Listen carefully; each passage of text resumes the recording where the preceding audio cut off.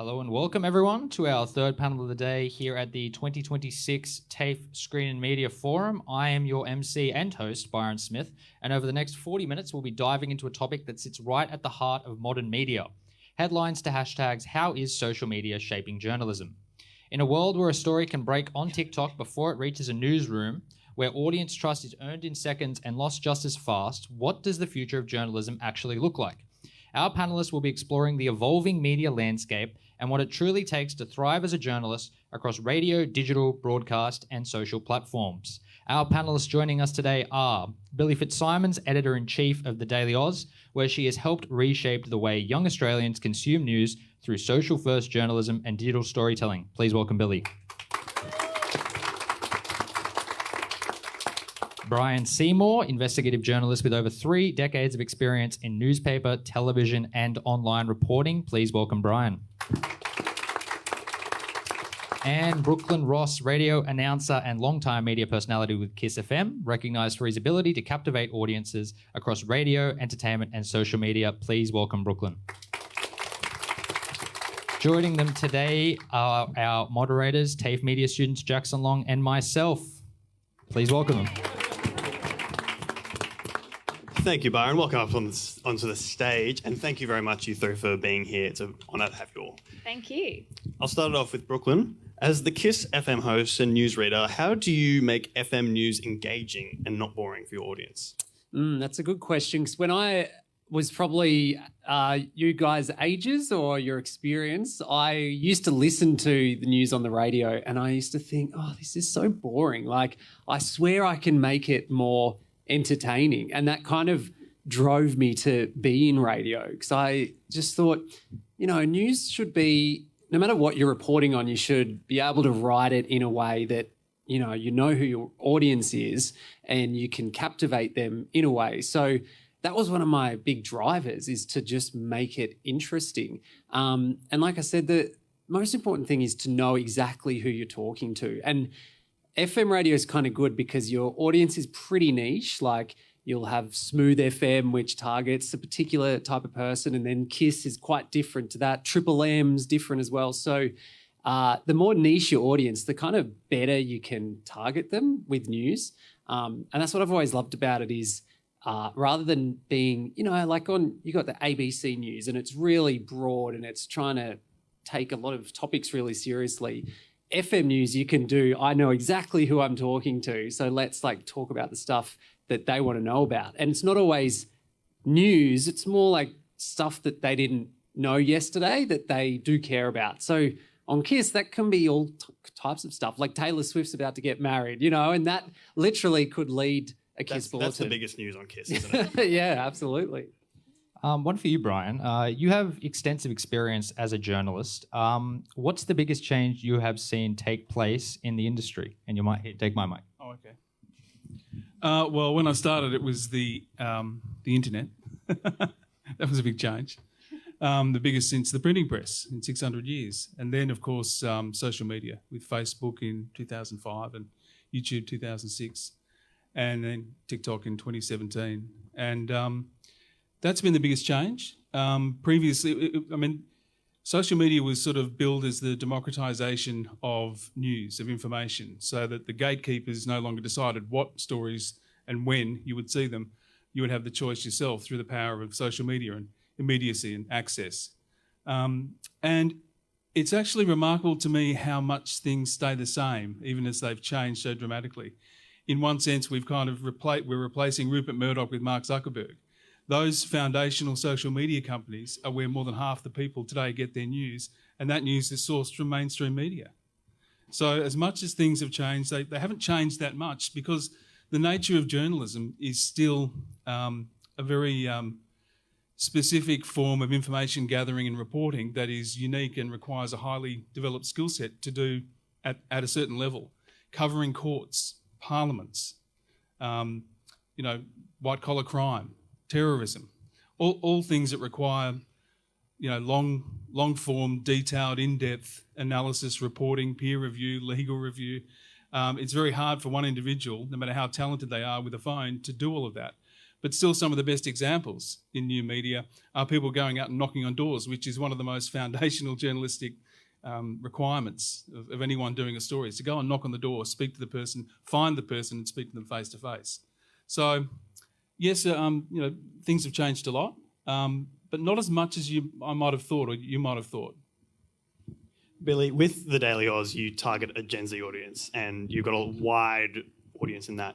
What are the top 3 issues your Gen Z audience is interested in, and how do you cover that on the Daily Oz? Ooh, top 3. Put me on the spot. The first one is cost of living, no surprise. I think, and it's changed. When I first started at the Daily Oz, it was climate change. And when we did a survey with our audience for the 2022 federal election, we said, what is the number 1 issue facing you? And 80% said climate change. That is their top concern that they are basing their votes on. And then for the 2025 federal election, it changed to cost of living. And that makes sense. I mean, it impacts every single person every day. And in terms of how we cover it, I mean, we always ask them what are you seeing? How do you care about this?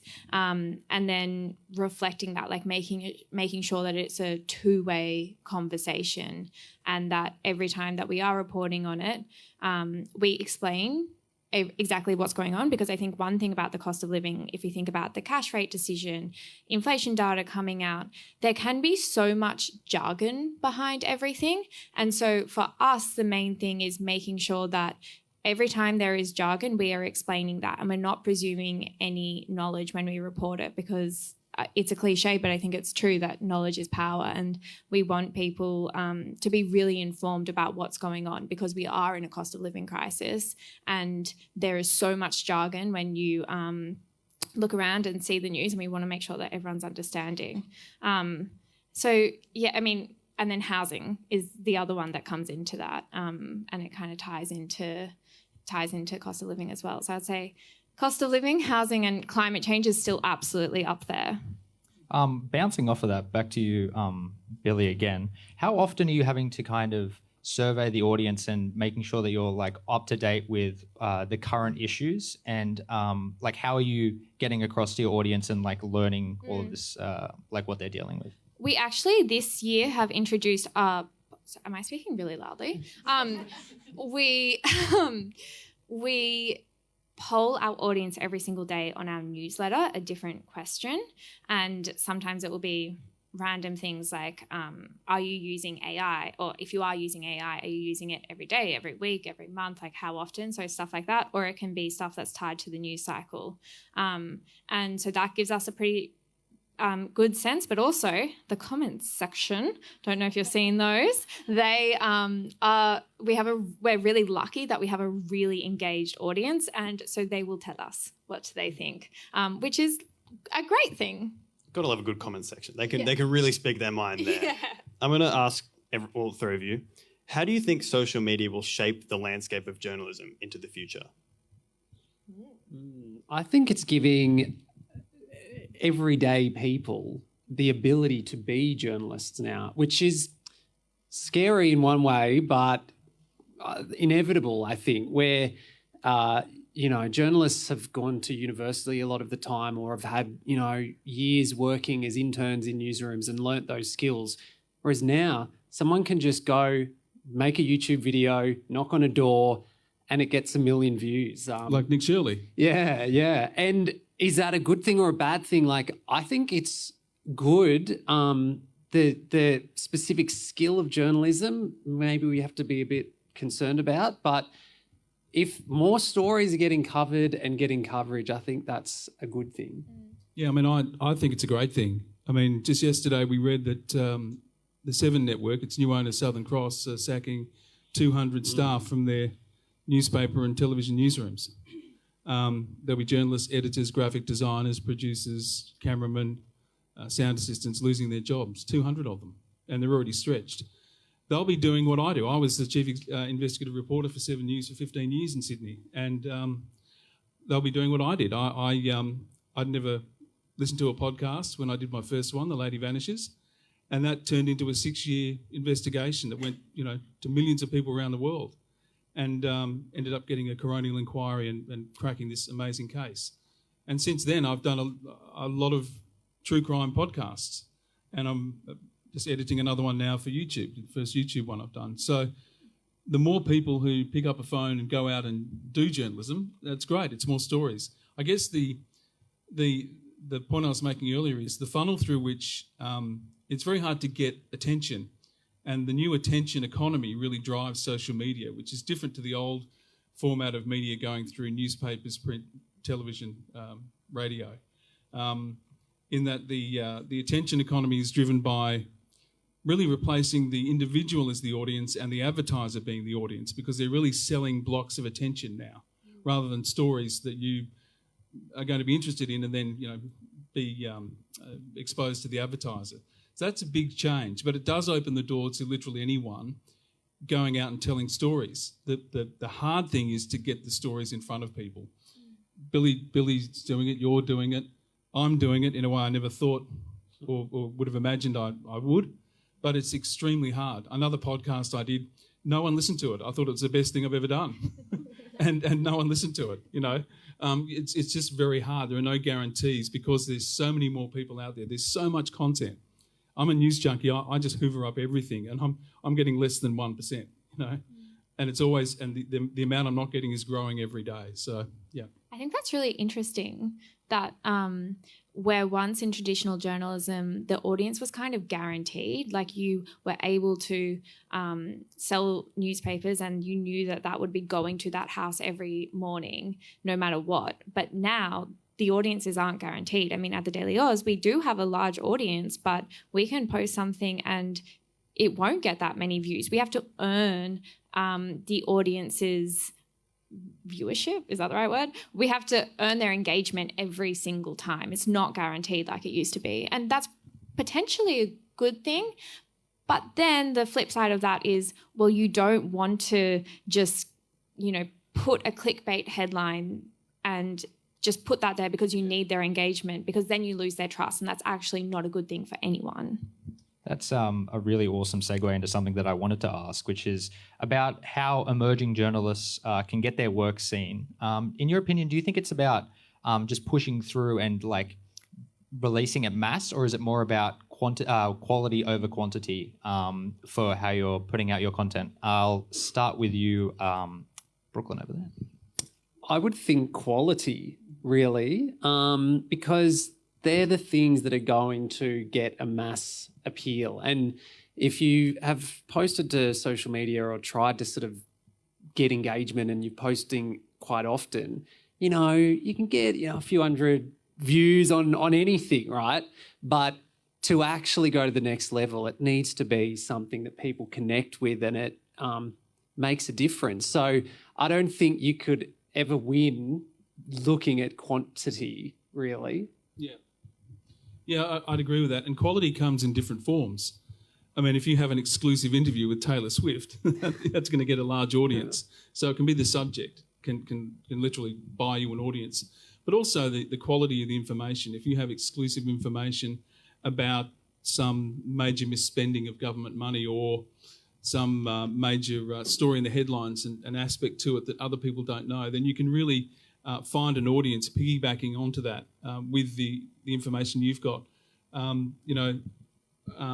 Just in television news, I always used to spend an extra 20 minutes, half an hour in the newsroom planning before I'd go out. And it just saves you about 2 hours at the end of the day, knowing exactly precisely what you need to get and how you're going to get it. Doing as much planning as you need to get a story that you would be interested in and you would seek out, you would share. And when you do that, you just exponentially increase the chances of reaching an audience. Yeah, I would say in terms of quality over quantity, it depends what your goal is. If your goal is to just upload brain rot and get it to as many people as possible, then sure, quantity. But yeah, if you're an emerging journalist wanting to potentially get your work in front of potential employers, then absolutely quality, where you can showcase your journalistic skills, the ethics behind your work. I would absolutely agree that quality is way more important. I'm going to ask another one to everyone. What is your number one skill that you continue to sharpen every day in your industries? I need to think. You go first. Whether it be reading it out, finding stories, Yeah. using new tools, using AI.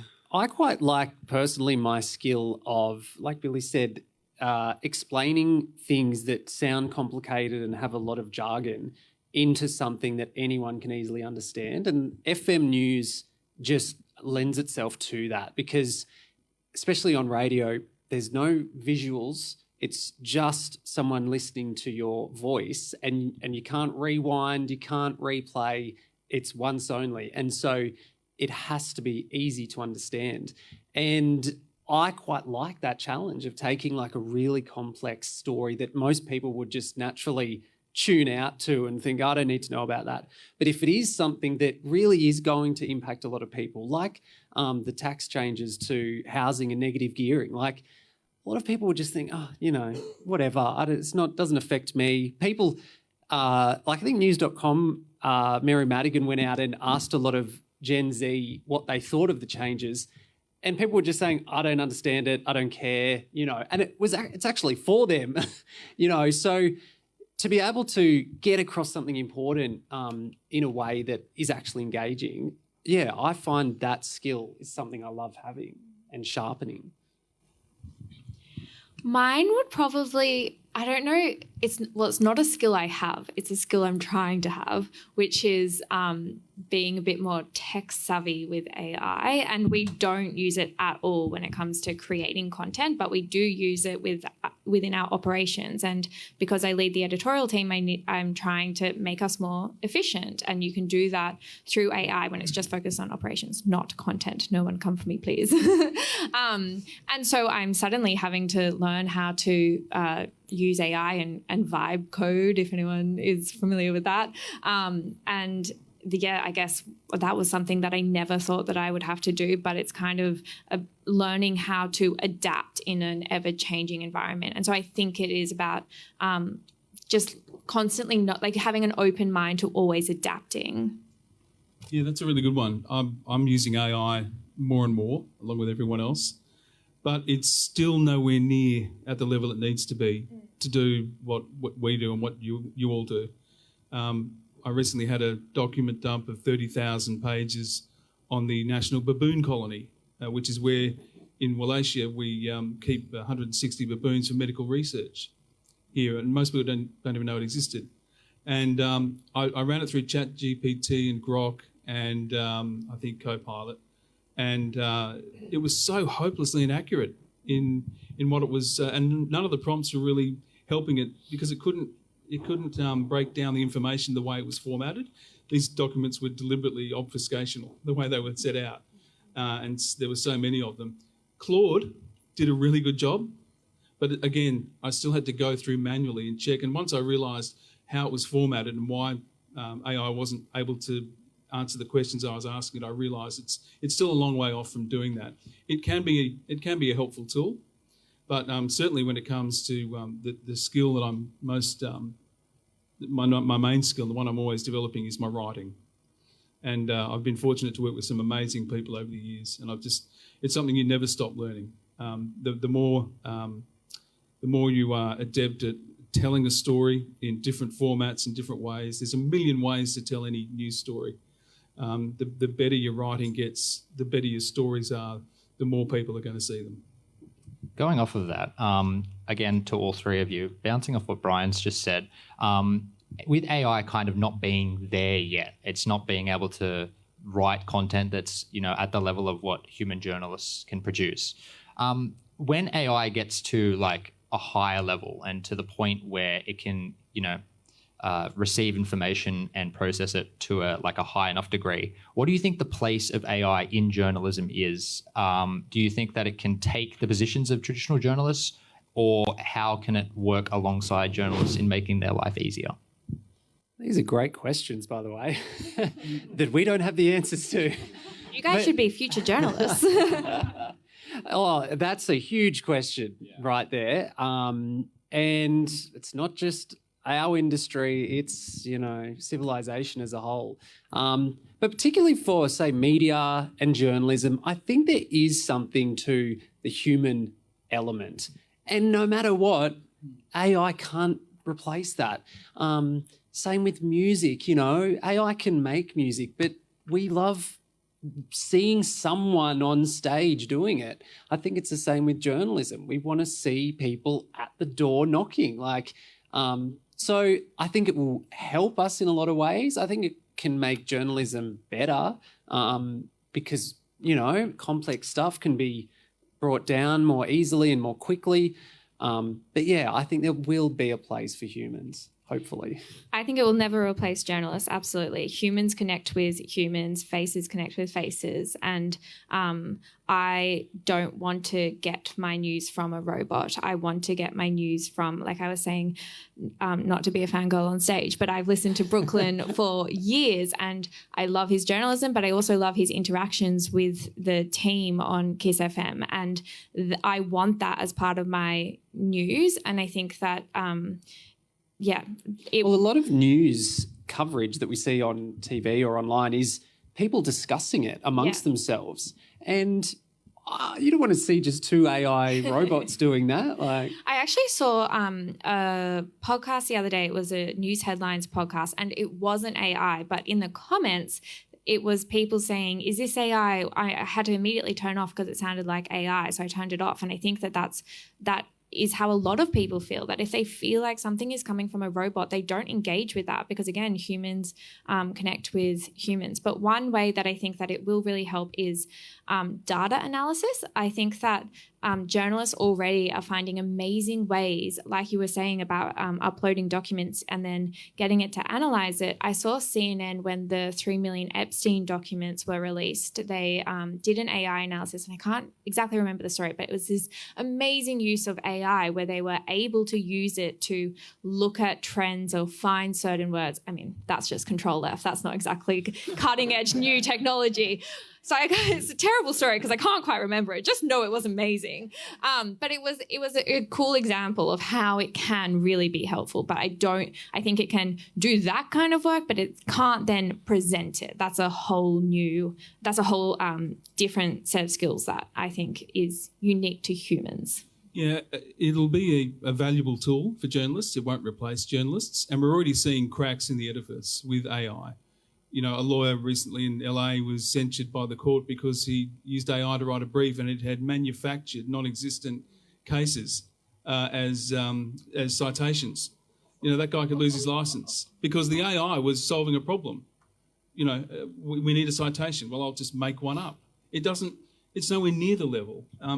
AI can't knock on a door. When we found the person of interest in The Lady Vanishes, there was one man living in Luxembourg and there was just no other way to find out if he was the guy other than to go there to Luxembourg and knock on his door, which we did.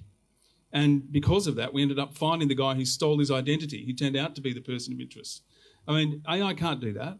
It can't do a lot of things. Convincing a whistleblower. I'm dealing with a whistleblower right now today. He's going to do an interview with news.com tomorrow. AI can't convince that person to risk their reputation and their livelihood. A journalist has to, a human being you trust, who's got a track record of being trusted. Because you're really putting your life in their hands. So it's never going to replace journalism, but it's an invaluable tool, and it will be a very valuable tool. But as I say, we're already seeing hints at its limitations. I'm going to ask another question on that, the connection and finding out information through people. What are some ways that you can connect with that person, that whistleblower that you're trying to get information from, that person that has a leak or something? How do you connect with them to get Everyone wants to tell their story. That's the starting premise. If you're even talking to someone, they want to tell their story. Everyone wants to tell their story. The reasons people don't are because the obstacles put before them are too great to overcome. It's your job to remove those obstacles. And you can do that. They might be, as I say, reputational. That might be to do with their livelihood. It might be because they're not sure if this is morally the right thing to do. That it might affect some other aspect of their life.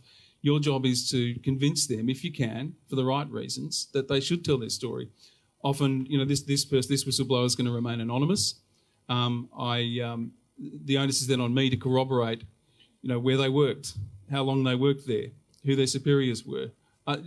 the bona fides of their claims, so that when I give them to the journalists to interview them, they can be assured, or I have the answers to their questions, and they can independently verify this person is legitimate. It's not just someone saying some stuff. But really, if you work on the premise that everyone wants to tell their story and be very engaging and do listen, don't talk, listen. Invite them just to, what do you want? It's as simple as saying, what do you want to say? What do you hope to achieve?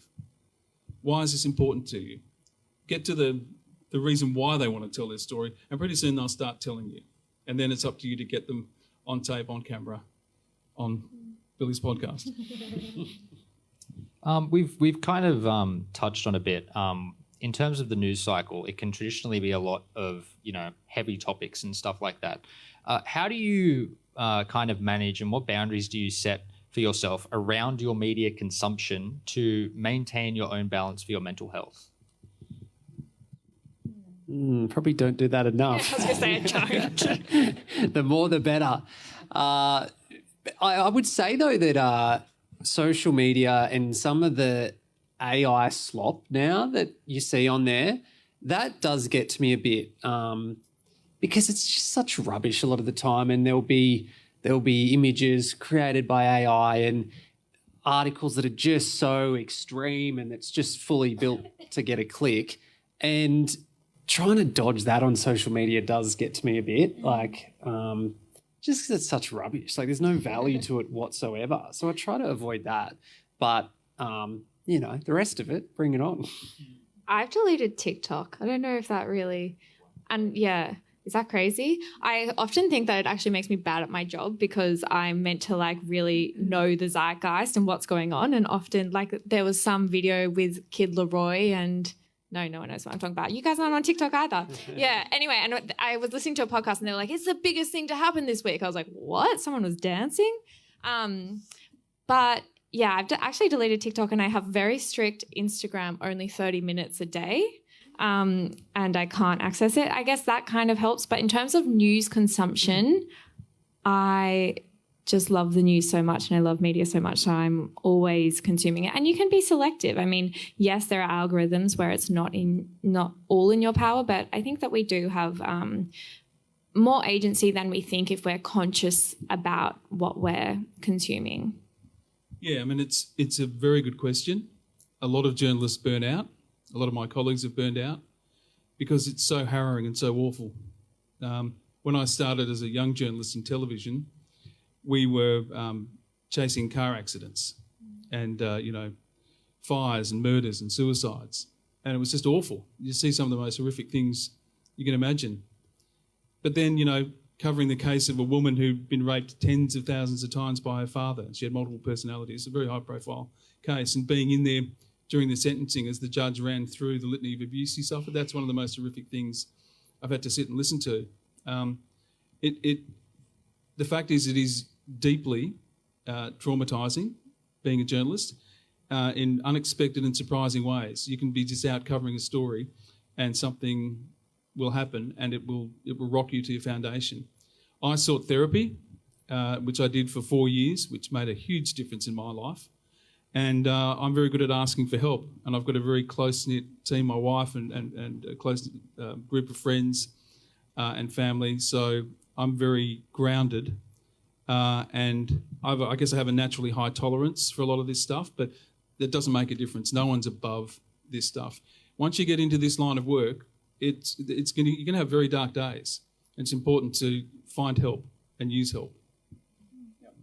It is a very important topic, especially in the media with all the confronting things that are seen. I'm going to move on to another question of how do you prepare for a high-stakes interview with a high-profile person? I'll plug the Albanese and the Chalmers interview that you've done, Billy, and all your interviews with all the different investigative stuff like this, the whistleblower that you're interviewing. Like, how do you prepare for those interviews?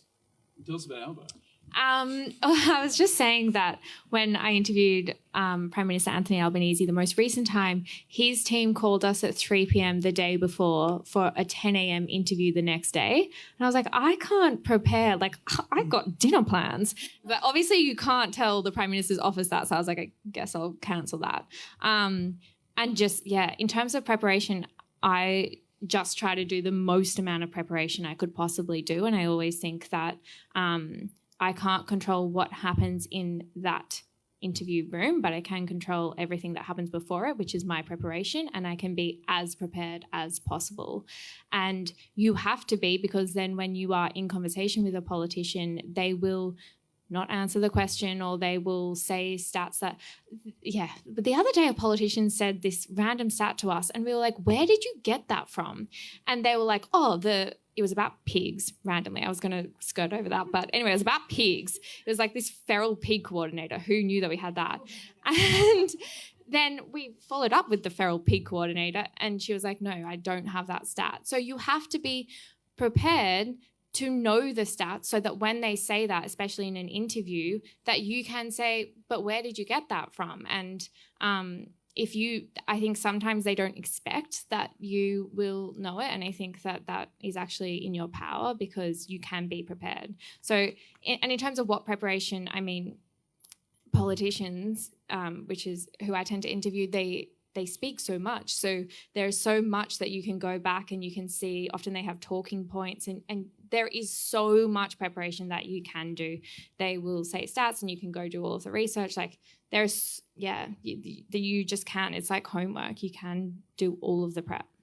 I'm just going to ask quickly, if it was a 3 p.m. call and a 10 a.m. interview, how much sleep did you get before the interview? None. And you know what? I was just saying, he came an hour early. Oh. That should be illegal. That's very rare for a politician as well. What do you mean? They're normally like an hour late. Yeah, I'm such a procrastinator. I wouldn't have done any research till the last hour. No, oh my God, I'm such like yeah. But there was things that I was like, okay, I'll look back at that in the last hour. I'll come an hour. Like, what is it? 60 minutes? You should not be allowed to do that. Yeah. It depends on the interview, obviously, but certainly doing as much research as you can about the person and the topic you're discussing is a given. What I always like to do is ask a key question 3 times in 3 different ways, because you'd be amazed almost every time you'll get 2 or 3 different answers, and you might even get the real answer. So don't think just because you've asked a question, you've actually got the answer that you need for the story. And if I definitely don't have an answer to a question, if they're obfuscating, using their stump speech, their talking points, keep asking the question and don't move on. Let them know that you're in charge of the interview. This is the information we need to get from you. And you can do it, depending on the person and the situation, it can be confrontational or it can be very non-confrontational. As I say, just asking the same question in a slightly different way, and inviting them to speak about it from a different perspective. And you'd be amazed at the sorts of things that people say. And I'm sure you two would agree that you can have all the prep done in the world, but probably more important than that is truly listening to them during the interview, because you can be so focused on your notes that you actually miss a little nugget that they drop out that needs some more questioning or whatever, and you haven't really been paying attention. So, and in FM radio, it's as well, it can lead to some random thing like Chris Minns is everywhere at the moment because he did a Donald Trump impression, and it's like you probably wouldn't be expecting that to come about. But if stuff like that happens, you just roll with it and try to make a moment. Can we get this advice next time before we do these interviews? I feel like it's a bit late to ask these questions. Rolling off of that, do you two have any stories where you've started off in one position talking to someone and like Brooklyn's mentioned, it's gone off onto a completely different tangent where you didn't expect to be talking about something, whether it be like a high profile interview or just interviewing someone on the street or something like that? I interviewed David Littleproud, who was the former Nationals leader, and I actually think it was my worst interview because I don't think I listened properly. And I think that, I listened and it wasn't going in the direction that I thought it would go in. And I felt after that I I didn't get hostile, but I think I was more aggressive than I intended to, because I was like, he had clearly done so much more research than any other politician who has come to an interview with us. And he had, he was questioning climate change and all of these things that I was like, our audience will really care about that. And when he came to the interview, he was like, I deeply care about climate change, and I deeply care about the earth, and I deeply think that we need to do more about climate change. And I was like, huh? That is not what my notes prepared. And I didn't want to be like, but I didn't want to do gotcha. And I just think that I didn't respond to it in the right way. So that's kind of the only, and I think, it was because I didn't listen. And I think that tip is the best tip that anyone could possibly give you about interviewing people. So it didn't go in the direction I wanted it to. And I, didn't respond to it right. Yeah, I mean, it's happened a lot. It happens all the time. I'm blanking on specifics. There's a high-profile one, but I'm not going to mention that. But with The Lady Vanishes, I remember interviewing the detective who had been sitting on the case for 10 years, this missing woman. The daughter had been trying to get someone to do something to advance the case, and the police had just shelved it because they just figured she'd run away. But the official line from the police detective was that, the case is still open. We're doing everything we can, and we're right there with Sally, the daughter. We're going to find this woman. So he'd agreed to an interview. So we sat down, and just before we started, he said, mate, Sally's, I feel sorry for her, but she ran off. She doesn't want to be found. You're wasting your time. She's crazy. And I immediately threw away everything I prepared, and I just spoke to this guy as someone who was advocating on behalf of a daughter looking for a mother to a police officer who just admitted to me he wasn't doing his job. And it changed the whole focus of our investigation. The illusion that somehow this was an active case and there was things happening was instantly cast aside. We realised we were going to have to do the heavy lifting. And it started that day with the interview I conducted with him. And as I said to him at the time, he said, well, she's got rights. She can walk away from her family and her life. And I said, the daughter's got rights to know where her mother is and what happened to her. I'm advocating for her right now. And that's that. So that really changed the context. Going into it, I didn't expect that to happen, but it did.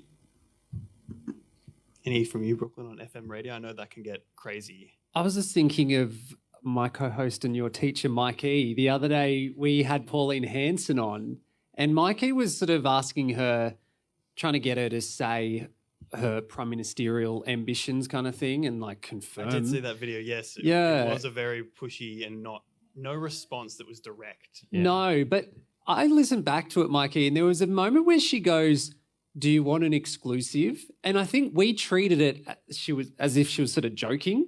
But I reckon if we'd said, yeah, okay, give us the exclusive, I think she kind of was ready to say something there. But interviews go in all types of places, and we were all sort of laughing and joking. But you think back and you go, well, if you were really switched on in that moment, you might have caught that. That happens all the time. I do that every interview. Every interview, I'm like, when it ends, you're like, oh, I should have said that. Yeah. Around Pauline Hanson, she's obviously a very divisive character. How hard is it to kind of, stay grounded as a journalist and remain impartial when talking to people, especially that are very, controversial or one side or the other? And how do you manage to do impartial so? and calm as well. Yes. Yeah, it's pretty difficult depending on what types of things in the past, your interview subject has done. But I think, say with Pauline Hanson, you can't ignore the kind of polls around her at the moment. And if the media just sort of treats her as this, fringe lunatic that, she's kind of been treated as in the past, I think that would just push more people towards her. And she's polling better than the opposition. So you really do have to treat One Nation now as actually, here is an opposing party to the government. What do you guys have to say? And ask great questions and make them explain themselves as well. But yeah, just thinking, don't worry about them, that's not serious. I think the time's changed on that. Well, some would say that that's what happened to Donald Trump when he first became president, that the media kind of treated him as this lunatic who would never get in, and reported on him all of these all of his crazy behaviors. And but yeah, they didn't ignore him, but just treated him as a lunatic, and then it meant that the audience just went more to him, and he came into power. Yeah, there was an outrage bonfire, and they threw more outrage onto it. Yeah. You'd be familiar with the saying, give them enough rope. That's how I've always approached interviewing truly awful people that in my personal life I couldn't stand and would probably let them have it. But as a journalist, you just can't do that. And again, the most important thing is telling your story. And if they need to be in it, then you need to find a way to let them speak, to give them an opportunity to talk. And one very effective way is to give them enough rope. Someone like Pauline Hanson, who knows what she'll say? I mean, there's a large part of the media waiting for her to say or do something that will basically end this run she's had. Now, she may not do that, but she may, and that's part of the interest in the media around her. What the hell is she going to do or say next, and will it be fatal? Give people enough rope, and they'll do the rest for you. Well, thank you guys very much. I feel like we've got a lot of stuff covered there, and I'm sure that the audience has a lot of questions to ask you guys. If anyone has any questions for our fantastic panelists, we've got Ellen with the mic here. Just raise your hand and she'll come over and you can pose your question. Thank you. My name is Mirwais Haidari. I am a journalist student. My question from Bailey. If people can't tell whether news is made by human or AI, does the human connection still matter when they choose what to watch or listen to? Yeah, I think that's Well, I think that's the thing, that increasingly people will try to disguise if they are using AI. So I guess it's about, do you trust? It still has to be presented by a person, right? And also laws, New York just became the first state in the US to require advertisers to label if they're using AI people in their ads. And I think that legislation will eventually catch up. But it still has to come from a person, right? And it's about trusting the platform or the publisher that you are getting that news from. So do you trust with the Daily Oz, do you trust us that we are doing the right things by journalism, that we are ethical, for you to trust our news? And you will still know the people behind it. And I guess with Brooklyn, if you trust Brooklyn as a journalist, then I guess whether or not he's using AI, maybe everything's written by AI, but I don't think so. Because you trust the journalist and you have listened to enough of Brooklyn's news to know that I know that he's across the facts and that he's not using AI for those bulletins. So it's just about, trusting the place that you're getting it from, I think. We've got one up the front here. My name's Sarah. I'm a radio and podcasting student. I wondered the extent to what extent do algorithm changes by the platforms drive your various business strategies? Maybe Billy could answer first because of the Daily Oz's particular strategy, or like your social media platforms first. Yeah. Well, we're currently talking about this all the time because Instagram just changed their algorithms so that our reels are only going to non-followers and not to followers. And our reels traditionally have been kind of one of the things that we've discussed with AI is trying to make our journalists more human and making them more human, trying to personalize our journalism more and getting our journalists out there with our reels. But that was for engaged followers of TDA, not for non-followers of TDA. So that's one of the things that, we're always having to discuss is now that it's only going to non-followers, how can we show in every single reel that this is a place that you should follow because we are doing trusty journalism? So, honestly, I don't fully know the answer. Like we're currently in the testing phase. And I think it's just about constantly adapting. You could have a strategy that you had planned for the next year, and then all of a sudden the algorithms change, and you have to be open to adapting. You can't be tied to one strategy. It's kind of why BuzzFeed sort of failed in the end. Like, you know, you can be thriving in one algorithmic organization and it changes, and, you know, you're so reliant on it that you can't survive without it. So adaptability, absolutely. I always use BuzzFeed as an example, as a media company that I think did fail to adapt. Like, if you go to their website now, I'm sorry if there are any BuzzFeed fans here, but if you go to their website now, they're still doing lists. Like, they have not adapted in 10 years. Yeah. I mean, there's a major Australian news website, I won't say which one, but the editor was telling me recently that they worked in Britain in newspapers. They do a story every couple of weeks. Now they're doing 3 to 5 stories a day here, and they've had to target niche SEO, using SEO, to target niche areas to report on, and they're doing quite well with that. But they're not one of the big ones, but they're doing well within that paradigm that they've set up for themselves. And that's something that just didn't exist prior. We got time for. Oh, yeah, let's keep going. I'm going to ask one, though. I want to go back to Pauline Hanson. Yes, Mike. You said we had her on a show. I felt slightly bad platforming her. Billy, you said you're considering having her on. And then also for Brian, is there anyone that you've put on or interviewed and you feel bad about it, I suppose? So that's for Brian. And then, yeah, if Billy could comment on particularly Pauline Hanson and Gen Zs, and is that off-brand for the Daily Oz? I know it wasn't off-brand for Kiss, so we don't really need to answer it. But I'll be very quick. I don't regret anyone I've put on. If you sort of Google me, the sort of people I put on, if they are highly objectionable, the audience knows about it. I've no regrets. Yeah, for us with Pauline Hanson, I think 6 months ago we said that we wouldn't interview her because we think that she didn't have enough of a sway on the Australian public or wasn't relevant enough to our audience for us to justify having her on. But now I think that, again, you have to adapt. That's completely untrue today. And the poll suggests that, and again, 6 months ago, if you looked at the last election, they hadn't won a single seat in the House of Representatives. Now Barnaby Joyce has defected, and now they've also won the Farrer by-election. So they do clearly have sway amongst the Australian public, and we should interview her.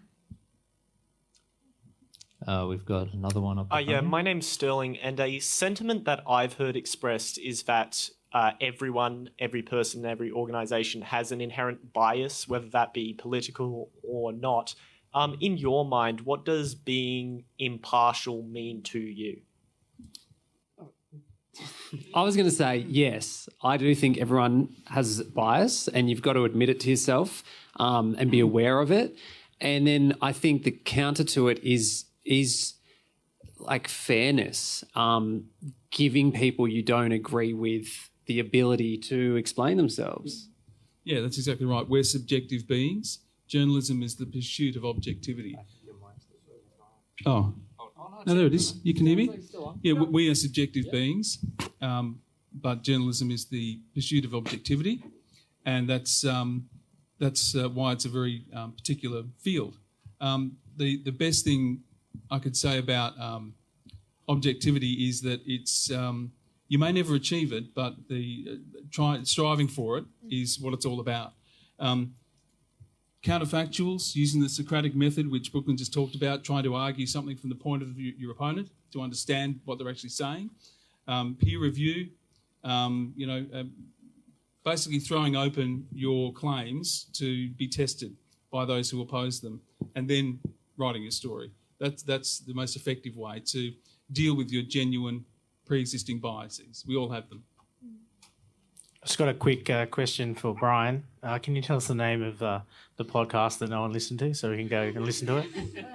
Give it a plug. The ABCs of Heston Russell. Fantastic. We got any more? Or we? Oh. None? All right, awesome. Well, thank you guys. Oh, wait, hold up. I think we have another one at the back. One more. Yeah, one more. Thank you. This I asking from Brian. Do you think creative people often upset about advancement of AI, and while many non-creative people seem happier about it? Why non-creative people are happy Yeah, about it. it's happier. So creative people. What do you think Creative people are unhappy about it, and Sorry. about AI? Asking. Do you think creative people often upset about the advancement of AI, while many non-creative people seem happier about it? Oh, I see what you're saying. I mean, I don't know. I mean, the creative. I mean, I work with a graphic designer quite a lot, and what he does, AI can't do yet. It comes up with really cool stuff, but it doesn't. A specific. When a human is set a specific task that's multi-layered and very technical, it's still going to be a much better outcome than AI. It might be, again, the promise of the democratization of very many different forms that AI promises. I don't think it's going to deliver up to that level of promise. You were talking about, in your last question, will we know whether AI is a person or not, and then does it matter? That's the Turing test. The Alan Turing test, the guy who kind of invented the first computer, one of them. And his test was that if you were talking to a machine and you couldn't distinguish it from a human, then that is sentient. And AI is nowhere near that. They're all trying to produce sentience in AI, and no one's done it yet. We'll hear about it when they do, when they claim they have. But it's not at that level yet. The things we have in here have more processing power and more creativity than all the AI put together. And it's going to remain that way for some time. Thank you very much, guys. It's been wonderful having you all here today. If you want to give everyone a round of applause. This is not all, though, for the TAFE Screen and Media Forum. We'll have another fantastic panel coming up for you, all centered around social media algorithms featuring the BuzzFeed CEO. No. I'm just joking. So make sure to stay tuned for that in about 15 minutes or so. Let's give everyone another round of applause.